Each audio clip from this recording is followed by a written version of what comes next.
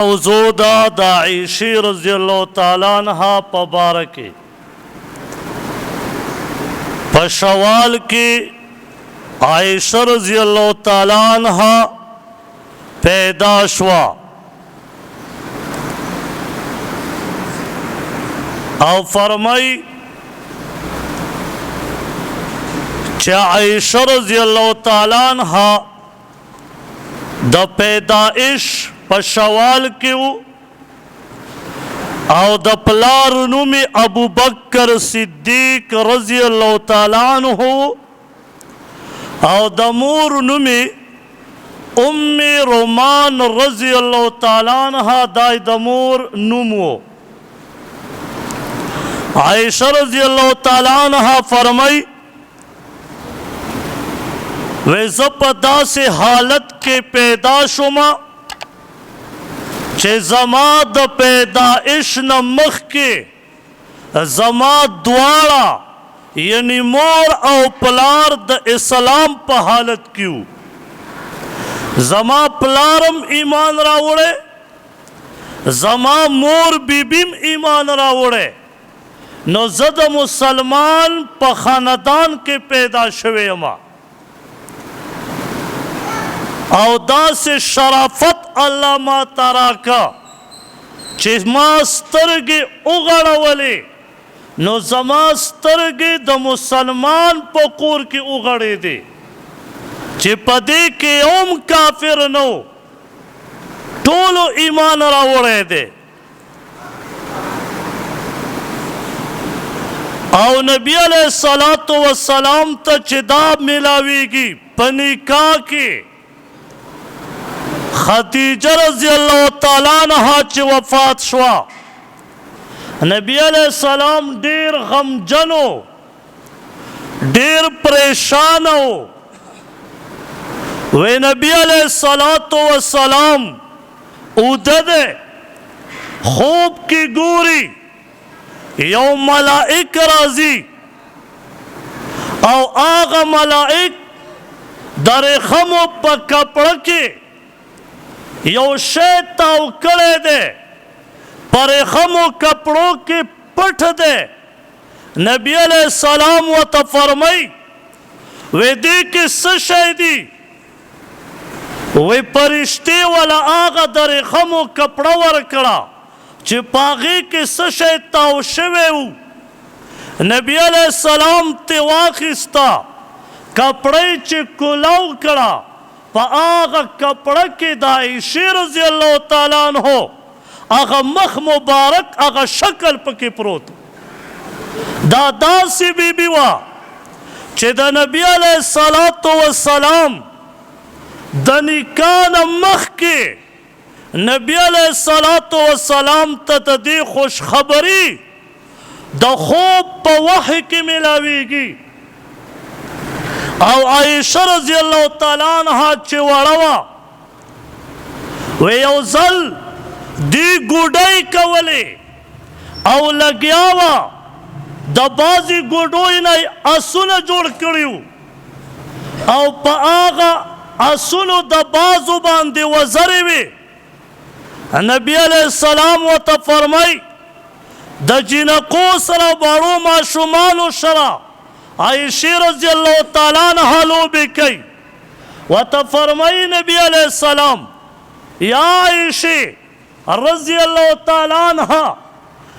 دا اسخو وزری نئی او استاد دی گوڑو پدی کی دا اسون وزری دی عائشہ رضی اللہ تعالیٰ عنہ و تارس کی نکاح اعلان دا شوی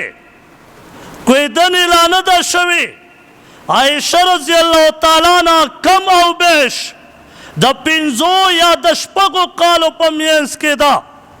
و تعرض کئی دا اللہ پیغمبرہ آیا دا سلیمان علیہ السلام دا اسون وزری نوی اللہ رب العزت دمر و خیار بی بی نبی علیہ السلام تور کئی نبی علیہ السلام بی بی چی وفات شوا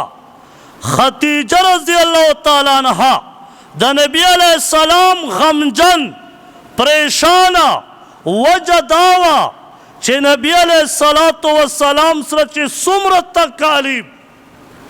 په ابتدا د اسلام کې په نبوت د ملاوېدو غار حرا کې اول پریشانی اول مصیبت اول تسلی چې ورکړې وه هغه خدیجه رضی الله تعالی عنها ورکړه د هغې په وفات نبي علیه السلام پریشانی ختمول غواړي الله رب العزت دغه پریشانی د نبی علیه السلام ختمی او ورته فرمایي ملائک والا راځي په خوب کې او ورته فرمایي ستا په نکاح کې به عایشه رضی الله تعالی عنها وي د هغې د وجې نه د نبی علیه السلام ټوله پریشانی ختمه شوه په کم عمر کې په بخاري شریف کې راځي مفهوم مبارک کې داسې دی چې نبی علیه السلام د 9 کالو عمر کې عایشې رضی الله تعالی عنها سره نکاح وکړه علما فرمایي وجه دا وه چې دا ډېره عقلمنده وه ډېره هوښیاره وه کچه ذهن واله وه کم ماشوم چې ذهن کچی د دنیا مصیبتونو نه وي وهلی هغه ماشوم د ذهن نه تیز وي هغه ته حدیث ښه یادېږي هغې د نبي علیه السلام ټول احادیث مبارکه چې د دې تر وړاندې ویلی شوي هغې محفوظ کړي او فرمایي د نبي علیه السلام 9 یا 11 بیبیانې دي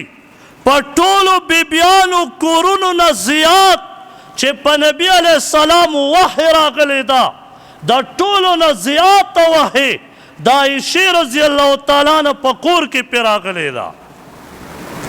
عایشه رضی الله تعالی عنه به کله کیفیات ذکر کول فرمایل به یې وی کله به چې په سخت جمع کې د مدینې مبارکې که د ټوله ورځ ګرمي خو یاد وساته د سحر نه بعد چې جمع ته ځې ته به څادر وړې ته به بنین وړې یخني وي وی په هغه یخنۍ کې به په نبي علیه السلام باندې په مخ مبارک په تندي مبارک باندې خوله راله وی زه به پوه شوم چې په نبي علیه السلام وحی نازلیږي ابو بکر صدیق رضی الله تعالی عنہ یو ځل کور ته راځي چې وکت ام رومان رضی الله تعالی عنها د عایشې رضی الله تعالی عنها مور بیبي هغې عایشې رضی الله تعالی عنها ته څه ویلي وو او خبرې وله تیزې کړې وې ابو بکر صدیق رضی الله تعالی عنہ چې راننوت چې وکته عایشه رضی الله تعالی عنها جاړي عایشې رضی الله تعالی عنها یو طرف ته ناسته ده د سترګو مبارکونه اوښکې بهیږي په دومره کم عمر کې لیکن هغه اختیارتوب هغه یې لکه د 40 کالو سړی وي هوښیاري عایشه رضی الله تعالی عنها په کم عمر کې دومره هوښیاره وه نو ابو بکر صدیق رضی الله تعالی عنہ ام رومان رضی اللہ تعالی عنہ تا فرمائی یا ام رومان رضی اللہ تعالی عنہ واورا بیا گورے چرتا عائشہ رضی اللہ تعالی عنہ انرٹھے تکلیف والا ورنکی دا سی مکوا اے مسلمانا زما استا پا دی مخد زمکا باندے دا سلانتی قوم اسم موجود دے نعوذ باللہ من ذالک چھ آغی اسم پایشی رضی اللہ تعالیٰ عنہ باندے تحمت لگئی آغی اسم دایشی رضی اللہ تعالیٰ عنہ خلاف خبری کئی ابو بکر صدیق رضی اللہ تعالیٰ عنہ خپل پلارے دے د خپل لور تکلیف په جرا کې نشي برداشت کولای او دا سلانتی قوم دی اوس په دې ځمکه چې هغې د عایشې رضی الله تعالی عنه په شان کې اوس هم ګستاخي کوي حالانکې په قرآن باندې ثابت سورۃ النور پہ اللہ نازلی صفائی چې دا اللہ رب العزت دا چا کئی یو ځل زینب رضی اللہ تعالی عنہ او دا عائشہ رضی اللہ تعالی عنہ باش ہو زینب رضی اللہ تعالی عنہ وتا عرض کئی چه عائشہ رضی اللہ تعالی عنہ زمان نکاح پا اسمانونو شوی دا زید رضی اللہ تعالی عنہ چه مال طلاق راکا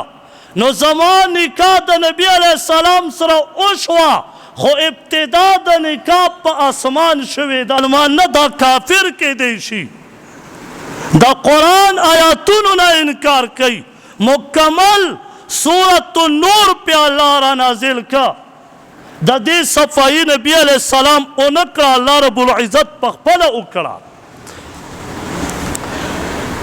ابو بکر صدیق رضی اللہ تعالیٰ عنہ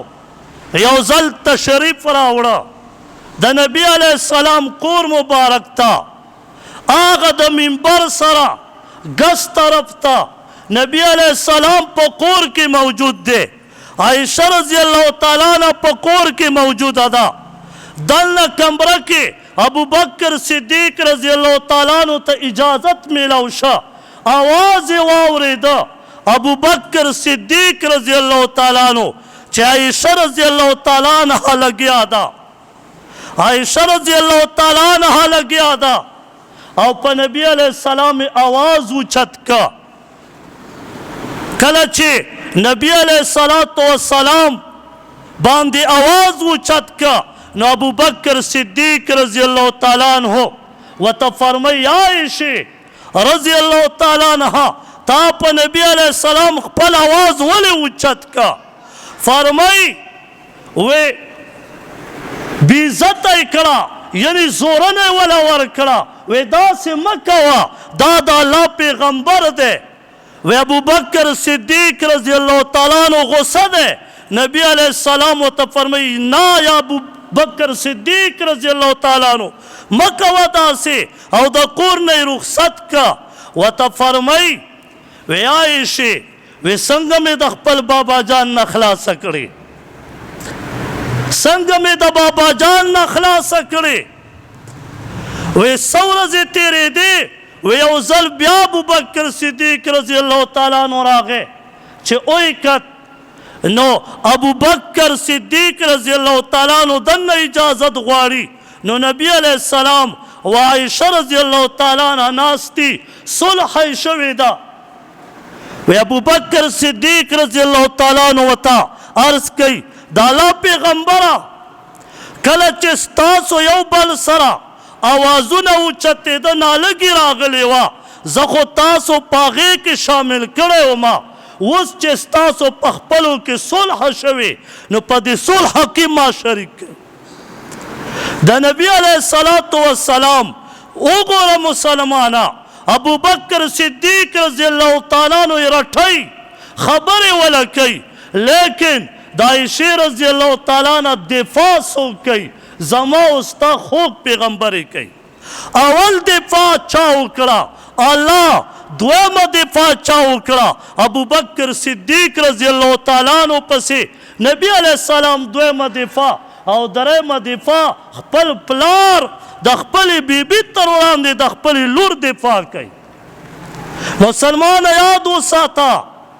کچھرے ما و تا دا صحابہ دفاع نکڑا ما و تا دا صحابیات دفاع نکڑا اگا صحابہ اگا صحابیات چھے اللہ دفاع کئی اگا صحابہ و صحابیات چھے نبی علیہ السلام دفاع کئی مسلمانا ما و تابم دا دی صحابیات و دا صحابہ و دفاع کو عائشہ رضی اللہ تعالیٰ عنہ فرمائی وی نبی علیہ السلام ماتا او فرمائل وی عائشہ رضی اللہ تعالیٰ عنہ وی کلچ معاصر ملاوے گی پا آخرت کے شاید چی وفات شم نو پا دنیا کے مختصر سامان زان سر ساتا دا ضرورت سامان زان سر ساتا اوی دویم وسیعت تیرا تبیا داو فرمائل چې د مالدارو سره ناسته مه کوه، د مالدارو خلقو سره ناسته مه کوه. وی درم راته دا فرمایل چې کپړې چې ستا زړې وي هغې ته زړې مه وایه، خپلې کپړې که ستا هر رنګې وي اچوئ. او څلورم وصیت یې راته دا وکړه چې ګورې مزې په دنیا کې مه اخله، چې ښه خوراکونو پسې شې او مزې واخلې، بلکې دا مه کوه ځکه الله رب العزت انسان د مزو نه بند کړی دی، خپل نفس نه یې بند کړی دی. ما و تا د الله رب العزت ما ته د قرآن او د حدیث لاندې زندگی په تېرو. وی دا وصیتونه یې راته وکړه. نن زمونږ زنانه تاسو یاد وساتئ زما و ستا تور سرې په یو واده کې به 4-5 جوړې کوي. دا مې د کویدنې جوړه ده او هغه جوړه به دغه خاوند خپلې بیبي ته چې راوړي نو د بل مسلمان مری به ماتوي، په دوکان کې به دروغ وایي، رشوت په دفتر کې اخلي. ولې هلته کې بیګم یې اډر کړی چې د 10,000 روپو جوړه به راوړې، دغه خاوند به په دفتر کې د مسلمان مری نه ماتوي، دغه مسلمان به په دوکان کې دروغ نه وایي چې د ګاک مری ماته کی، دغه مسلمان به مړی نه کوي چې بیبي والا اډر کړی چې 10,000 روپو جوړه راوړه. د عایشې رضی الله تعالی عنها په مقام پسې په مخ د ځمکه چې څومره زنانه څومره سړي اولیا مفتیان شیخان راغونډ کا، د عایشې رضی الله تعالی عنها په هغه یو ویښته پسې موږ نشو رسېدی. لیکن زندگی داسې تیری چې زړو کپړو ته زړې مه وایه، او بیا چې کله هغه فرمایش پوره شي بیا به ورته وایي چې د نکریزې شپه ده کویدن وشوه، یو کال بعد نکریزې شپه راځي نو 15 ورځې به نکریزې وي، اوس 15 ورځو دپاره به 15 جوړې بیلې اخلې. خاوند به څه کوي؟ غلا به نه کوي. هغه چې ختمه شي بیا به 2 جوړې لورې وي، زنانه به وایي یو د ډولۍ ده او یو د ولیمې ده. ای مسلمانه تا داسې په معاشرې کې داسې زندگی تیری لکه گویا آخرت اړوشته نه. زه یو واده له تللی ومه، ما له یو کس وایي چې استاد د مخامخ زلمی ویني؟ ما او ما ته وایي د ده دا کمه وجود باندې چې دا کم وسکټ غوندې اچولی تر زنګونونو پورې د دې به څومره قیمتي؟